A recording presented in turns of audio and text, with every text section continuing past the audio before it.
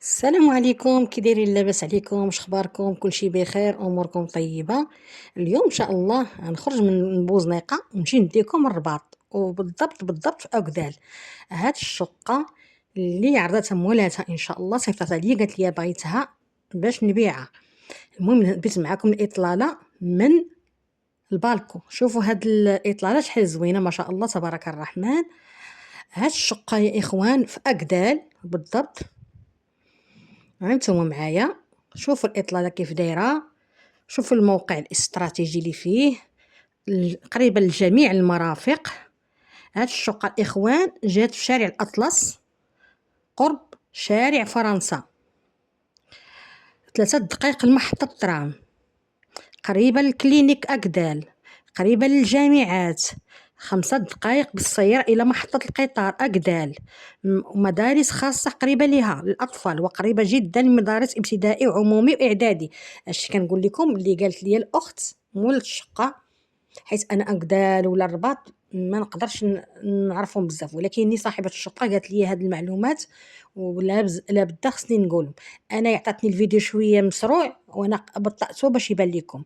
المهم الشقه عبارة عن فيها صالون وجوج الغرف، وفيها سيجور، وفيها حمام أعزكم الله، وفيها الدوش، وفيها لاكويزين، وفيها 2 بالكونات، بالكو في الكوزينة وبالكو في بيت النعاس.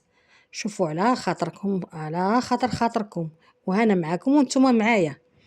كنظن هاد الشقة جات في موقع استراتيجي.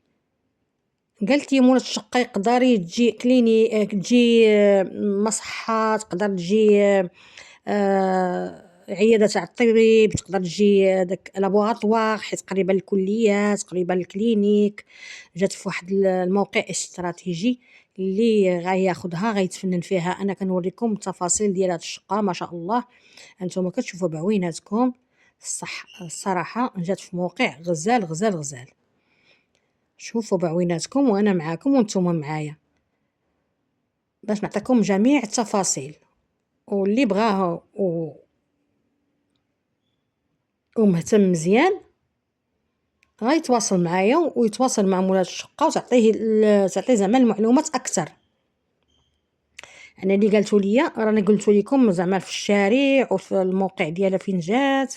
المهم هذه في اكدال. هاد الشقه فيها 91 متر، اللي قلت لكم صالون وجوج الغرف وجوج بالكوات والحمام ولا كويزين والطواليت اعزكم الله والسيجور في الطبقه الاولى، الطابق الاول. هاد الشقه ان شاء الله. مهم كنظن قلت لكم المعلومات كامله. فيها المتراج 91 متر في الطبقه الاولى، صالون وجوج الغرف وحمام وطواليت اعزكم الله ولا كويزين والسيجور، قريبه لجميع المرافق. راه قلت لكم وذكرت لكم، اللي تيعرف اكدال وتيعرف الرباط راه يعرفني على دويت الشوارع اللي قلت لكم وذكرت لكم. المهم قالت لي راه قريبه بزاف لكلينيك اكدال والجامعات فين كاينين والمدارس والترام 5 دقائق. المهم الاخوان كنتمنى اللي عجباتو ما تنساوناش من لايك، ما تنساوناش من البارطاج لحبابكم وصحابكم، وما تنساوناش يا الاخوان وكتنساونا من ابوني. ابوني مازال كنعاني من الابوني لحقاش 98% ماشي ابوني كيدخل عندي كنطلع لي لاباج ديالي، كيدخل اليوتيوب كيطلع لي انايا، كيطلع ليه القناه، كيطلع لي فيديو ديالي، مي كيدخل وما تيديرش ابوني. مع كامل احتراماتي 98% نو ابوني. انا ما زلت كنقولها لكم. المهم ديروا الشقه الاخوان، في الصراحه انا عجباتني، لا في الموقع ديالها لا في مسألة. شوف اللي غياخدها شنو بغا يديرها حلال عليه يدير فيها كما بغى. المهم الناس اغلبيه كيسولوا على الطبقه الاولى، هذه جات الطبق الاول. هذا الحمام اعزكم الله والدوش والصالون والسيجور وغرفه النوم وغرفه اخرى ولا كويزين. وعندها بالكو في بيت النعاس غزال، هو اللي بديت لكم من الاول.